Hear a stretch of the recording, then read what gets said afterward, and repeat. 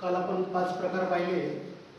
आज सिंपल इंटरेस्टचा 6व्या प्रकारामध्ये आपण प्रश्न पाहू.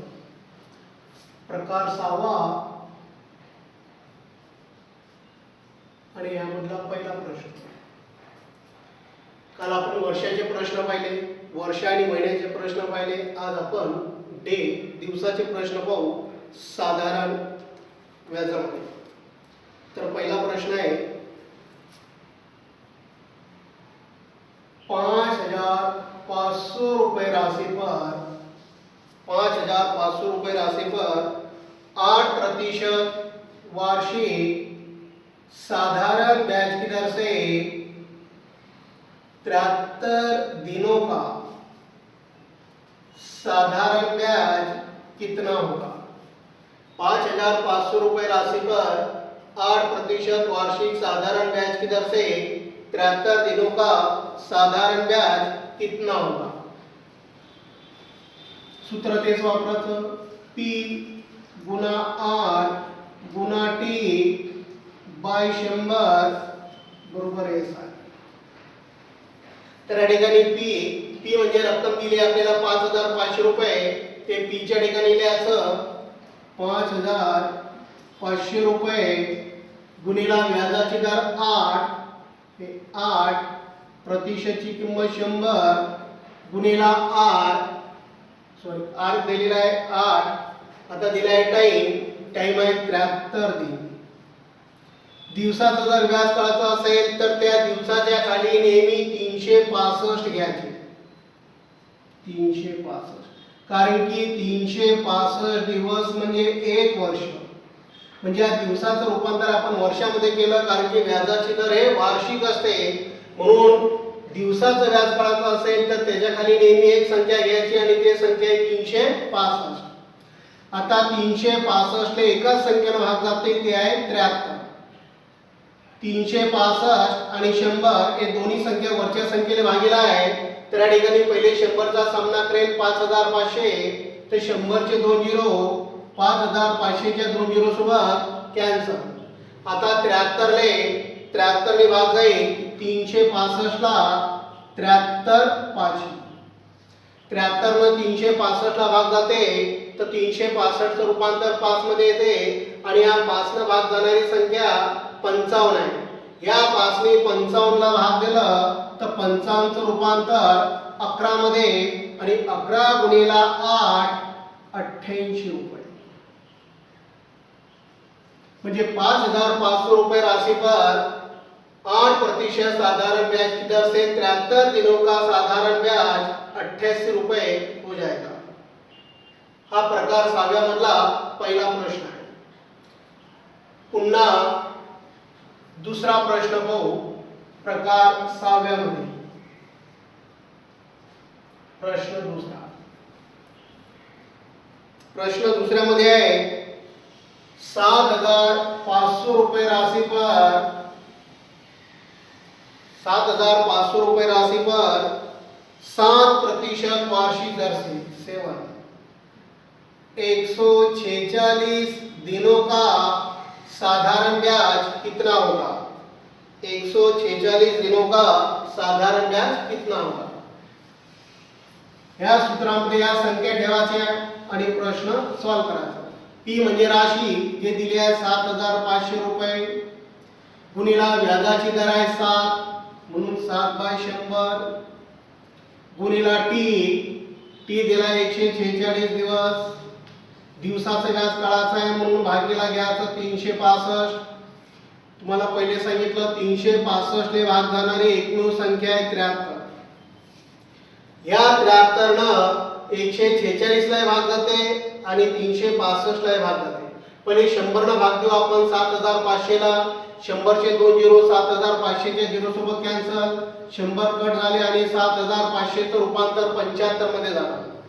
146 आणि 365 ले 73 न भाग दिलं तर 73 दुनी आणि 73 5.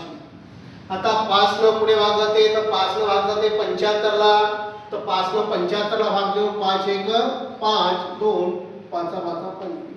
म्हणजे 5 ने 75 ला भाग दिला तर 75 चं रूपांतर 15 मध्ये झाला. मग 15 दुनी 30 गुणेला 7 तर 7 × 21. ते याचं उत्तर आलं 210 रुपये. 7,500 रुपये राशि का 7% वार्षिक दर से 146 दिनों का साधारण ब्याज 210 रुपये हो जाएगा. हा प्रकार 6व्या मधला प्रश्न दुसरा. आणि तिसरा प्रश्न तुम्हाला घरी सॉल्व करना आहे.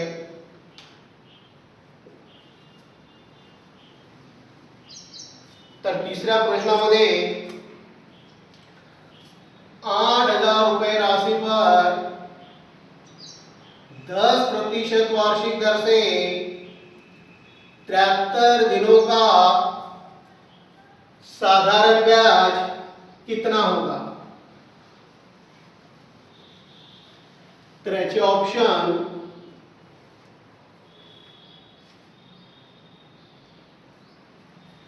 150 रुपये, बी मध्ये 160 रुपये, सी मध्ये 171 रुपये, डी मध्ये 191 रुपये. 150 रुपये, 160 रुपये, 171 रुपये आणि 191 रुपये हे चार ऑप्शन आहे प्रश्न तिसऱ्याचा. हा झाला प्रकार 6वा. आता पुढे बघू प्रकार 7वा.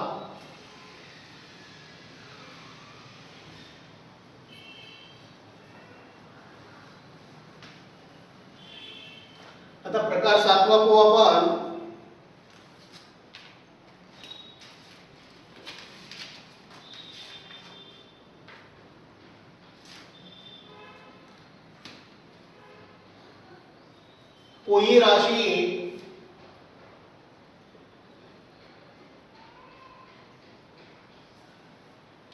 कोई राशि साधारण ब्याज की एक निश्चित दर पर, साधारण ब्याज की एक निश्चित दर पर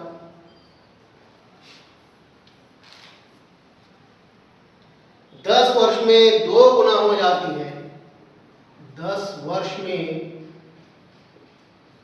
2 गुना हो जाती है. 10 वर्ष में 2 गुना हो जाती है तो 3 गुना कितने साल में होगी. तो 3 गुना कितने साल में होगी. कोई राशि साधारण ब्याज की एक निश्चित दर पर 10 वर्ष में 2 गुना हो जाती है तो 3 गुना कितने साल में होगी. एकदम सिंपल आणि एकदम सोपा प्रश्न आहे. याला एकदम सोप्या भाषेमध्ये लिहू आपण. याच्यामध्ये आपल्याला एक वर्ष दिले आहे आणि त्या वर्षासोबत एक शब्द दिला आहे गुना. 10 वर्ष में 2 गुना. मग एका बाजूला वर्ष लिहायचे आणि दुसऱ्या बाजूला गुना लिहायचा. एका बाजूला वर्ष आणि दुसऱ्या बाजूला गुना. तर लिहिताना थोडं लक्ष ठेवा. वर्ष जसे आहे तसे लिहायचे. किती वर्ष आहे 10 वर्ष. मग वर्षाखाली वर्ष लिहायचं 10 वर्ष. बरोबर. 10 वर्ष में किती आहे 2 गुना. जिथं गुना असेल त्या गुणामधून नेहमी 1 मायनस करायचं. तर इथं 2 गुना आहे तर 2 मधून 1 मायनस केलं तर 1. इथं 5 असते 5 गुना असते तर आपण 4 लिहिलं असते. 4 गुना असतं तर 3 लिहिलं असतं. 3 गुना असतं तर 2 लिहिलं असतं. 2 गुना आहे म्हणून 1. पुढे काय म्हटलं 3 गुना कितने साल में. गुना खाली गुना. आता किती गुना आहे 3 गुना. मग 3 गुना मग 3 मधून जर 1 मायनस केलं तर किती येते 2 गुना कितने साल में. म्हणजे या ठिकाणी आपण प्रत्येकदा गुणामधून 1 मायनस करून लिहायचं. आता याचा क्रॉस गुणा करायचा. x गुणिला 1 म्हणजे x आणि 10 गुणिला 2 म्हणजे किती 20 वर्ष. हे त्याचं उत्तर आहे. इथं फक्त बदल करायचा गुणामध्ये बदल करताना प्रत्येक गुणातून फक्त एकच मायनस करायचं. जसे इथं 2 गुणा आहे त्याचं रूपांतर 1 गुणामध्ये झालं. नंतर 3 गुणा आहे त्याचं रूपांतर 2 गुणामध्ये झालं. पण गुणाखाली गुणाच लिहायचं आणि वर्षाखाली वर्ष लिहून क्रॉस गुणाकार करून त्याचं उत्तर काढायचं. तर x गुणिला 1 म्हणजे x आणि 10 गुणिला 2 म्हणजे किती 20. तो 20 वर्ष में 3 गुना हो जाएगी. प्रश्न जसं म्हणते तसंच वाचा लागेल. हा झाला पहिला प्रश्न, प्रकार 7व्या मधला.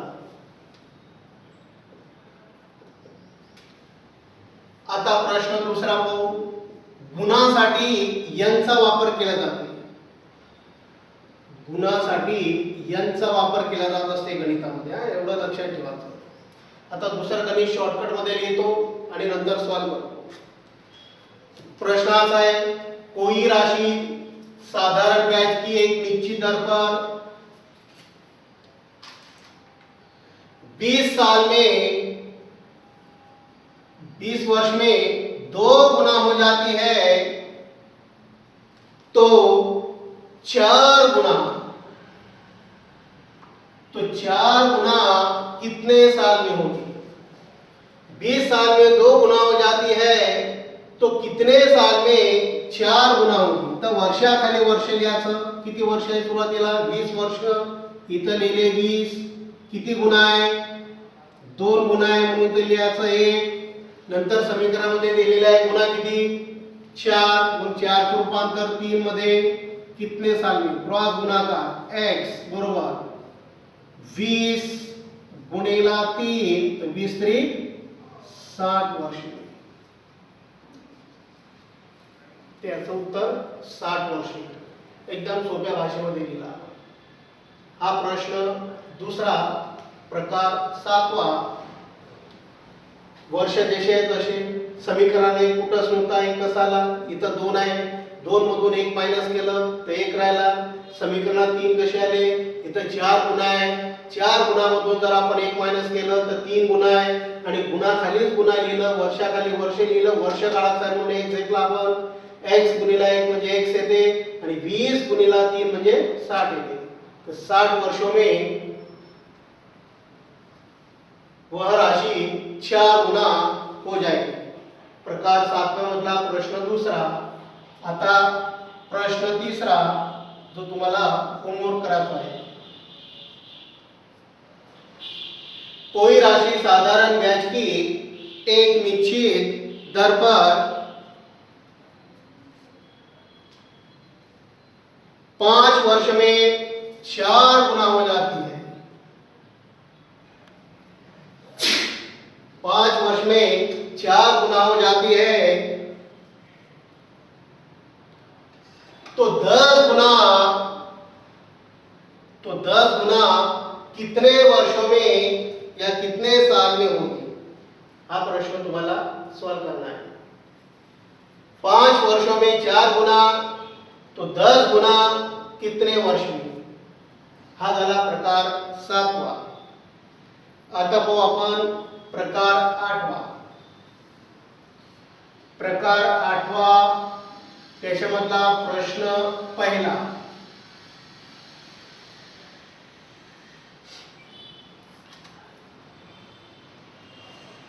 एक धनराशि 10 साल में, एक धनराशि 10 साल में अपने धन से 5 गुना हो जाती है.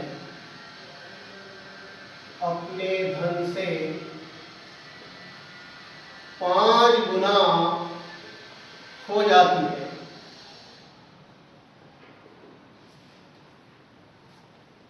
तो ब्याज की वार्षिक दर ज्ञात कीजिए. तो ब्याज की वार्षिक दर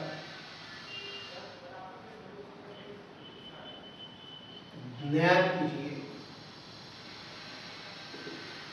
सिंपल इंटरेस्ट मधला प्रश्न है.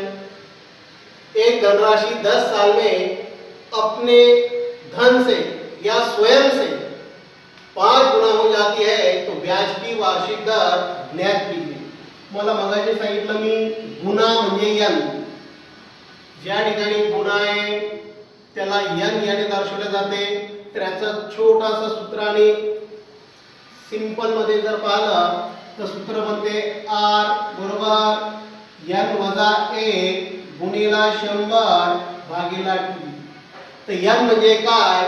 तर n म्हणजे होते गुणा जसं मगाशी गुणामधून आपण 1 मायनस केलं, इथंही गुणामधून 1 मायनस करणं आहे. त्याला गुणिला 100, हे 100 करून आले, हे 100% आहे, कारण की हा कसा असते, प्रतिशत मध्ये असते, त्याचे 100 आहे. टी म्हणजे काय, तर टी म्हणजे समय. आता या प्रश्नानुसार आपण सॉल्व करू. आर काढायचा आहे तर आर च्या ठिकाणी आर लिहू आपण. एन म्हणजे गुणा, समीकरणामध्ये किती गुणा आहे, 5 गुणा, तर त्याच्यामधून नेहमी किती मायनस करायचं, 1 मायनस करायचं. या 5 मधून जर 1 मायनस केलं तर किती आले, डायरेक्ट 4. याने गुणिला किती घ्यायचं, 100, आणि टी भागीला टी, टी जसा आहे तसं, आणि टी म्हणजे समय आहे 10 साल. म्हणजे हा प्रश्न असा झाला, 4 गुणिला 100 भागीला 10.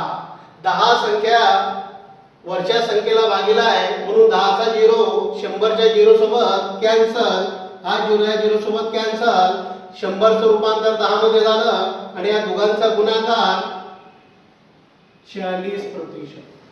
म्हणजे या ठिकाणी जे व्याजाची दर आहे ती आली आहे 40%.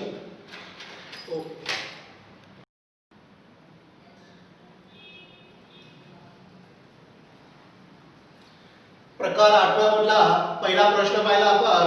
आता अशाच प्रकारचा दुसरा प्रश्न पाहू. त्या संख्या चेंज करून टाकू. आता एक धनराशि साधारण ब्याज की दर से 8 साल में 8 साल में अपने धन से 8 साल में अपने धन से 2 गुना हो जाती है, तो ब्याज की वार्षिक दर ज्ञात कीजिए. असं सॉल्व करायचं. आर काढलाय, एन म्हणजे गुणा, गुणा आहे 2, मग 2 मधून 1 मायनस करायचं तर किती आला, 1.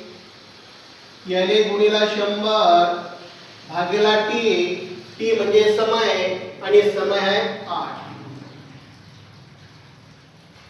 म्हणजे प्रश्न आहे 100 भागीला 8. 100 आणि 8 ला अशी एक संख्या भाज्याला भाग जाईल, ते आहे 4. 4 न 8 ला भाग जाते, म्हणजे 8 चं रूपांतर 2 मध्ये होईल. 4 गुणिले 8, आणि त्या 4 न जर 100 ला भाग दिला तर 100 चं रूपांतर 25 मध्ये होईल. म्हणजे 25/2, आणि 2 ने पुन्हा 25 ला भाग दिला, 2 ने कोणत्याही संख्येला भाग दिला तर त्या संख्येचा हाफ येते, म्हणजे 25 चा हाफ 12.5. 12.5 म्हणजे 12/1/2%. म्हणजे या ठिकाणी व्याजाची दर आली 12/1/2%. 8 साल में वह राशि अपने से 2 गुना हो जाती है, तो ब्याज की वार्षिक दर क्या होगी, तो 12/1/2% होगी. हा प्रश्न प्रकार 8व्या मध्ये दुसरा प्रश्न आहे. आणि आता प्रश्न तिसरा पाहू, जो तुम्हाला सॉल्व करायचा आहे. प्रश्न तीसरा, एक धनराशि साधारण ब्याज की दर से 15 वर्ष में 4 गुना हो जाती है. 15 वर्ष में 4 गुना हो जाती है, तो ब्याज की वार्षिक दर ज्ञात कीजिए. तर पहिला ऑप्शन आहे 20%, दूसरा ऑप्शन है 22%, तीसरा ऑप्शन है 25%, आणि चौथा आहे 25/1/4%. 20%, 22%, 25%, 25/1/4%. प्रश्न तिसऱ्याचे ऑप्शन. हा झाला प्रकार 8वा.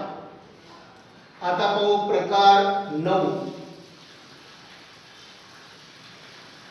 सिंपल इंटरेस्टचा प्रकार 9. 9वा प्रकार पाहू. आता काय,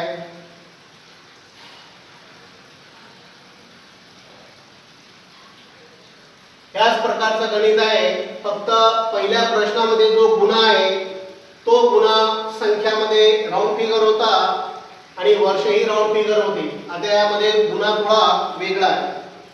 कोई राशि साधारण ब्याज द्वारा कोई राशि साधारण ब्याज की दर से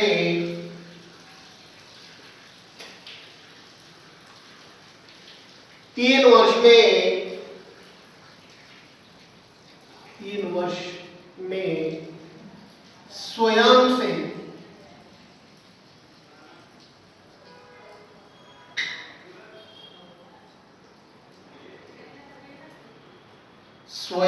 से 6/7 गुना हो जाती है, सॉरी, स्वयं से 7/6 गुना हो जाती है,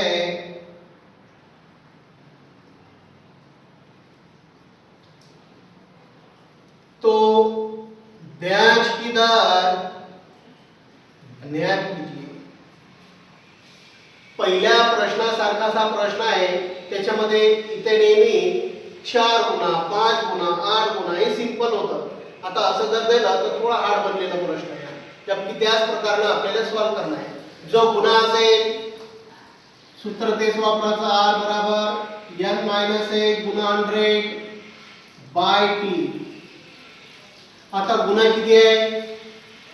7/6 गुना. आता 7/6 गुणामधून 1 मायनस करायचं म्हणजे -1. -1 करणे म्हणजे काय? मायनस करणे, 6 मायनस करणे. म्हणजे मोठ्या संख्येतून हे लहान संख्या मायनस करा. 6 1 6 म्हणजे 7 मधून 6 गेली किती राहते? 1/6 गुना. म्हणजे 7/6 गुणाचं रूपांतर 1/6 मध्ये. पुन्हा पहा कसं आलंय. 7/6 मधून 1 मायनस करणे आहे. 1 हा इथं 6 जाईल. 6 1 6 म्हणजे 7 मधून 6 गेले, 1 राहिला. 4/3 म्हणजे 3 मायनस करणार. या 4 मधून 3 मायनस करा म्हणजे छेद जसा आहे तसा 1/3. 8/5 5 मायनस करणार 8 मधून तर 3 म्हणजे या ठिकाणी हे वरचा जो अंश आहे अंश बदलते, छेद जसा आहे तसा राहील. अशा पद्धतीने म्हणजे किती आले? 6 जर मायनस केले, 7 मधून 6 मायनस केले तर 1/6 गुणिला 100 गुणिला टी. टी किती आहे? 3. टी आहे समय 3 वर्ष. वर्ष जसं आहे तसं. आता या ठिकाणी इथे आहे 6, इथे आहे 100. 6 आणि 100 ले अशी एक संख्या पाहिजे भाग जाईल तर ते संख्या आहे 2. 6 ले 2 न भाग दिलं तर 3 येईल आणि त्या 2 ने 100 ला भाग दिलं तर 50 येईल. म्हणजे वरती आहे 50. 3 गुणिला 3 म्हणजे 9. आता 50 या संख्येला 9 ने भागायचं तर 9 × 5 = 45. किती राहिले? 5. मेन उत्तर आहे 5. लिहिताना असं लिहायला लागतं. हे 5. हे 5 कोणते आहे? ज्या संख्येनं तुम्ही भाग दिला ते संख्या भागीला ठेवायचं. म्हणजे ह्या 9 ने भाग दिला म्हणून इथं भागीला 9. आणि जे उरलं असेल शेष, जे बाकी असेल ते त्याच्या डोक्यावर म्हणजे 5. म्हणजे याचं उत्तर आहे 5/9%. व्याजाची दर आहे 5/9. या 50 ला आपण 9 ने भागितलं. 9 × 5 = 45. 50 मधून 45 गेले, 5 राहिले. मेन उत्तर आहे हा म्हणून इथं लिहायचं. आता या दोन संख्या आहे. कोणत्या संख्येत भाग दिलं? 9 ने म्हणून भागीला 9 घेतलं. जेवढे उरले असेल ते त्याच्या डोक्यावर म्हणजे 5/9. हा पहिल्या प्रश्नापेक्षा थोडा हार्ड होऊन जाते. बरेच विद्यार्थी याच्यामध्ये प्रॉब्लेम करतात. या ठिकाणी 7/6 चं रूपांतर 1/6 मध्ये कसं झालं? कारण की 7 मधून 6 गेले. वरच्या संख्येतून लहान खालची संख्या मायनस करून टाकायचं, ते वरती लिहून टाकायचं मायनस करून आलेली संख्या. तसं 7 मधून 6 गेले, 1 राहिला आणि 6 छेदामध्ये जसा आहे तसा गुणिला 100 गुणिला टी. टी किती आपलं? 3. इथं 3 कसे आले? या 6 ला 2 ने भाग दिलं तर इथं 3 आले. त्या 2 ने 100 ला भाग दिलं तर 50 आले. वरती 50 आहे आणि 3 गुणिला 3 म्हणजे 9. आता 50 ला आपल्याला 9 ने जर भागलं तर किती येते? मग 5/9%. प्रकार 9 आहे आणि त्याच्यामधला पहिलं गणित होत आहे. आता पाहू दुसरं गणित याच पद्धतीने.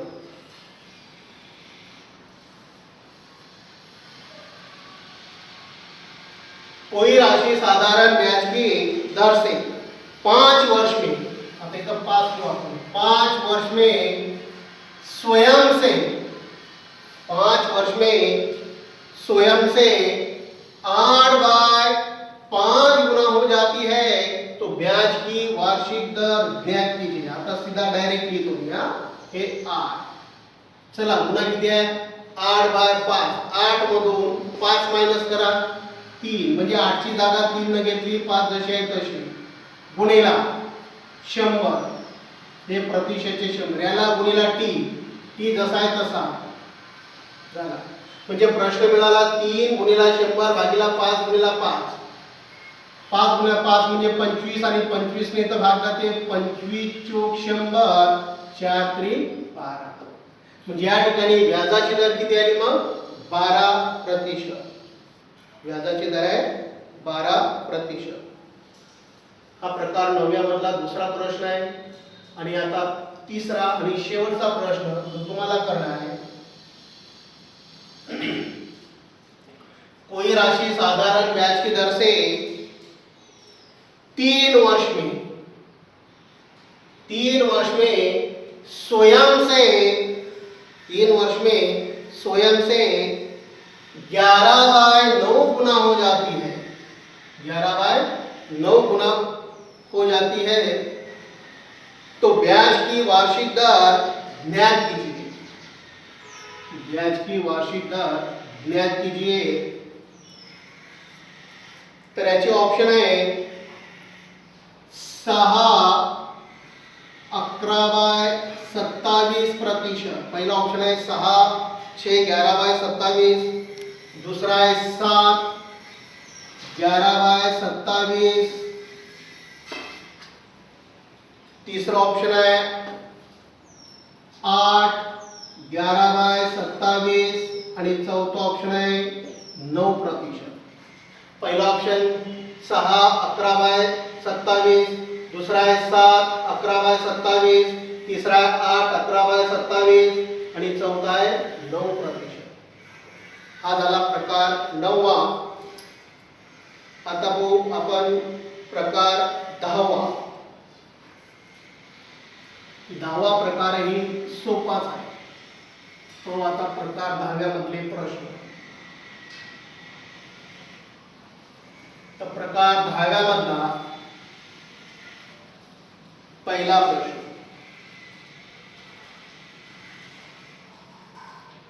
किसी धन पर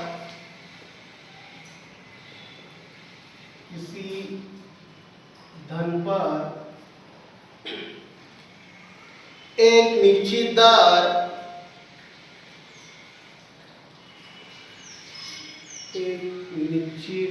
दर तथा समय के लिए साधारण ब्याज तथा समय के लिए साधारण ब्याज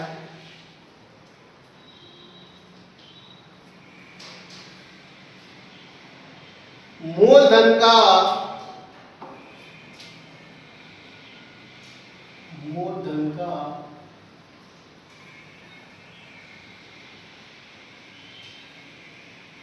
16/25 है. 16/25 है. साधारण ब्याज मूलधन का 16/25 है. यदि दर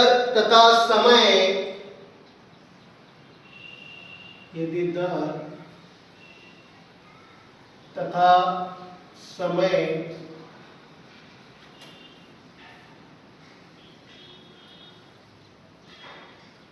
के संख्यात्मक मान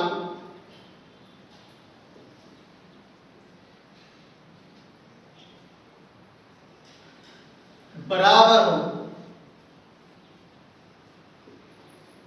संख्यात्मक मान बराबर हो तो ब्याज की वार्षिक दर ज्ञात कीजिए.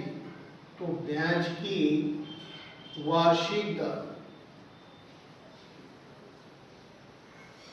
ज्ञात कीजिए. इथंही व्याजाची दर काढणे आपल्याला. पण पहिल्या प्रश्नामध्ये गुणा होता आणि वर्ष होती, इथं नाही आहे, इथं डायरेक्ट आहे मूलधन का 16/25 गुना हो जाती है. तर या ठिकाणी दर तथा संख्यात्मक मान समय का संख्यात्मक मान बराबर आहे. व्याजाची दर आणि समय हे सेम आहे आणि इथं साधारण व्याज दिलं आहे 16/25. या संख्येवर फोकस करायचं नाही. व्याजाची दर कशी असते, प्रतिशत मध्ये असते. मग पहिले हे जसं आहे तसं लिहून घ्यायचं. व्याजाची दर 16/25 हे जसं आहे तसं लिहून घ्यायचं.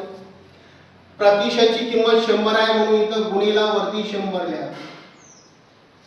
आता तीनही संख्येला फोकस करा. 16 कोणत्या तरी संख्येचा वर्ग आहे, 25 कोणत्या तरी संख्येचा वर्ग आहे, 100 कोणत्या तरी संख्येचा वर्ग आहे. म्हणजे या तीनही संख्या कोणत्या तरी संख्येचा वर्ग आहे म्हणून त्याचा वर्ग आपण बाहेर काढायचा. 16 4 चा 5 100 10. 10 चा वर्ग 100, 4 चा वर्ग 16 आणि 5 चा वर्ग 25. या समीकरणापासून हे समीकरण बनवायचं. आता सॉल्व करायचं. दुसऱ्या टप्प्यामध्ये गणित एकदम सोपं झालं. 4 गुणिला 10 भागिला 5.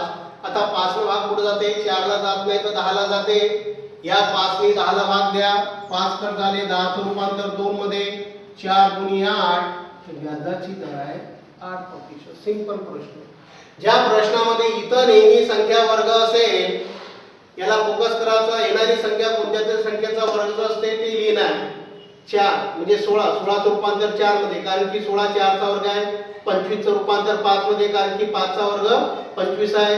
100 चं रूपांतर 10 मध्ये कारण की 10 100 चा वर्ग आहे.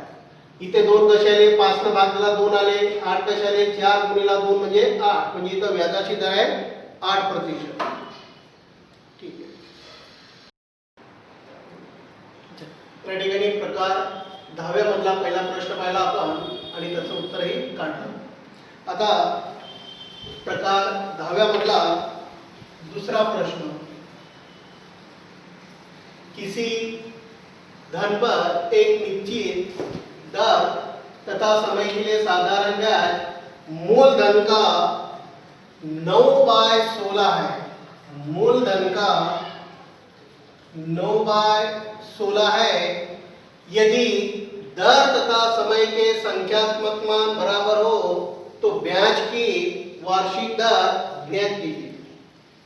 मग व्याजाची दर जसं आपण पहिले काढलं व्याजाची दर हे जसं आहे तसं लिहून टाकायचं. 9/16 गुणा 100 हे 100% चे आलेले आहे. या ठिकाणी 9 ले फोकस केलं तर 9 चं रूपांतर 3 मध्ये होईल कारण की 9 हा 3 चा वर्ग आहे. 16 ला फोकस केलं तर 16 चं रूपांतर 4 मध्ये होईल कारण की 16 हा 4 चा वर्ग आहे आणि त्याच्यानंतर गुणीला जे 100 आहे 100 हे 10 चा वर्ग आहे. करा सॉल्व.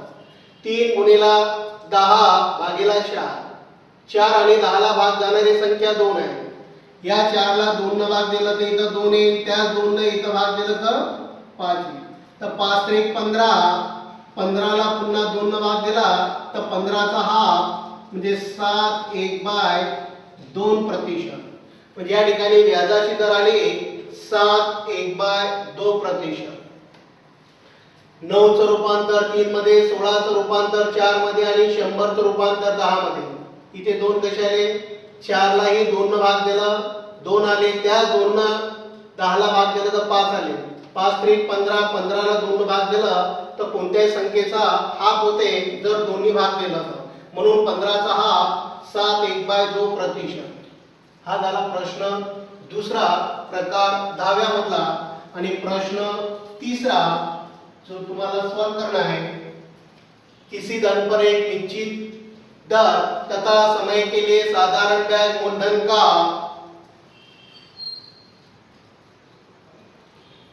4/9 है,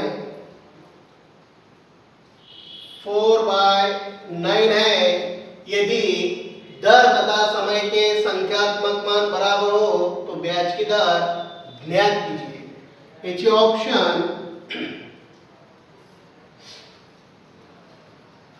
पहिला ऑप्शन आहे 6 2 2/3%. दुसरा ऑप्शन आहे 7 2/3%. तिसरा ऑप्शन आहे 8 2/3%. आणि डी ऑप्शन आहे 9 2/3%.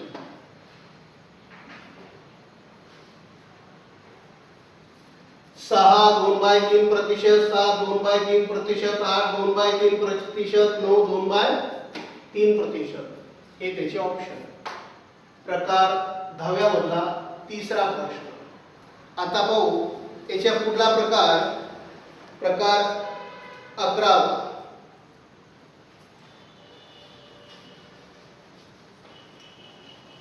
प्रकार बदलला, सूत्र बदलून जातात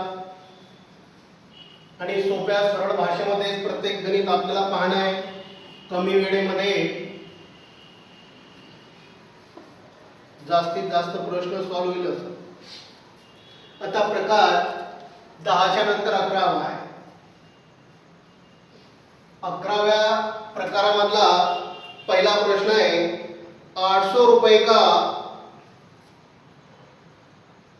800 रुपये का मिश्रधन 800 रुपये का मिश्रधन साधारण ब्याज की दर से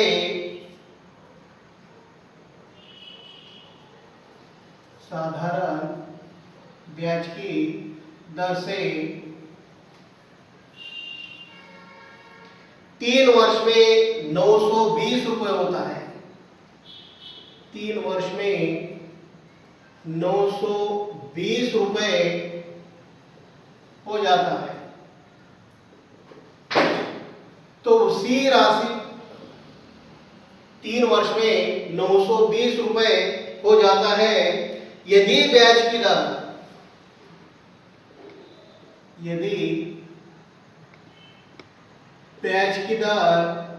3% बढ़ाया जाए तो उसी राशि पर उतने ही साल का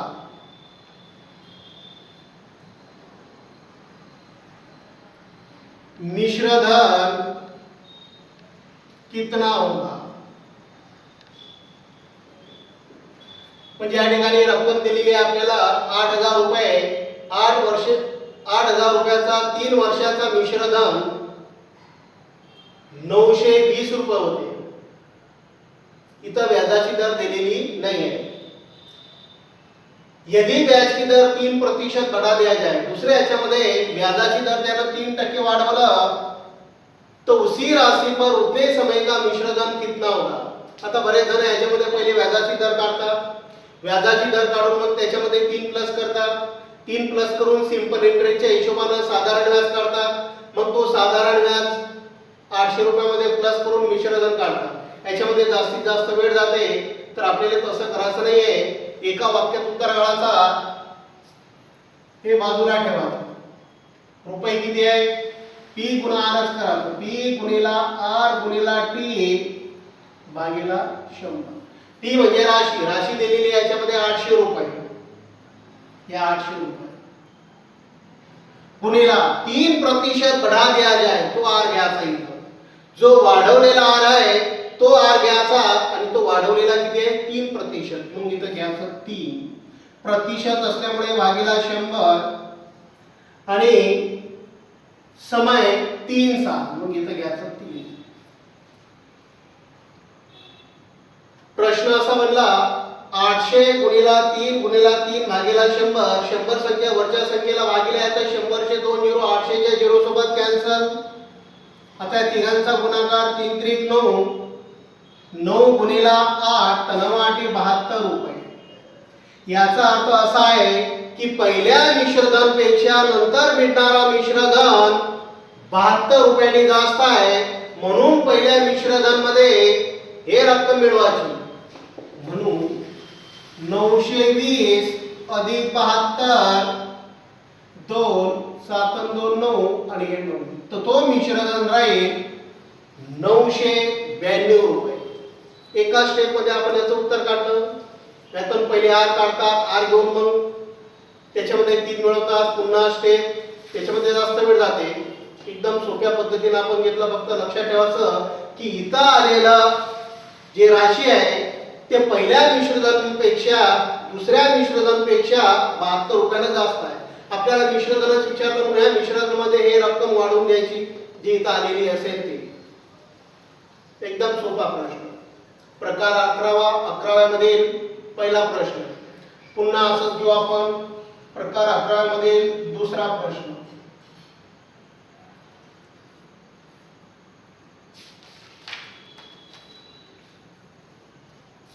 इतर रक्कम घेऊ आपण 800 रुपए का मिश्रधन साधारण ब्याज की दर से 4 वर्ष में 4 years 4 वर्ष में 960 रुपए होता है. 960 रुपए होता है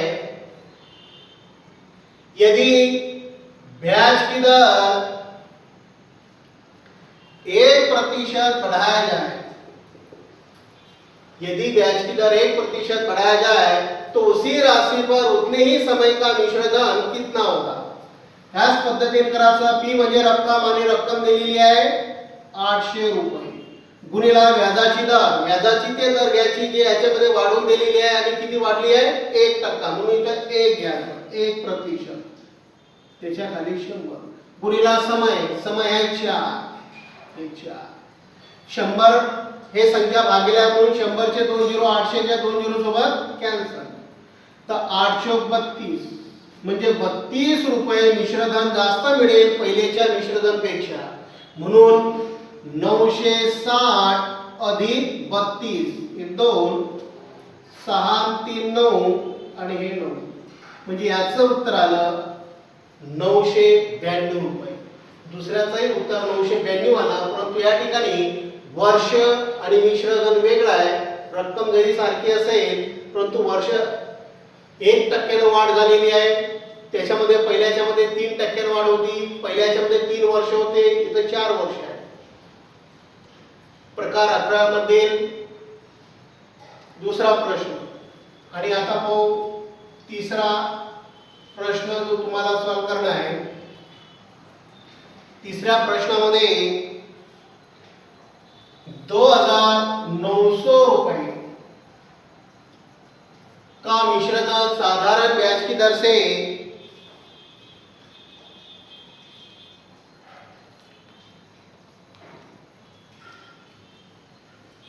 3 वर्ष में